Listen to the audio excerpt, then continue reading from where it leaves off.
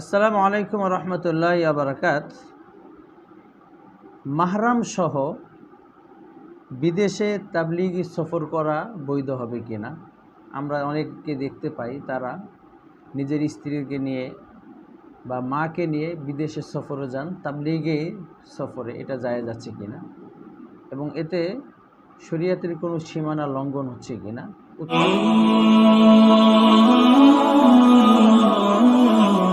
উত্তর হলো জায়েজ আছে।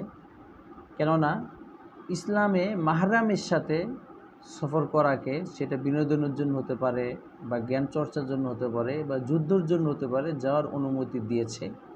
সেই হিসাবে মাহরাম যদি স্ত্রীকে নিয়ে বা মাকে নিয়ে বিদেশে তাবলিগি সফরে যেতে চায়, তো এটা বৈধ আছে এবং জায়েজ আছে।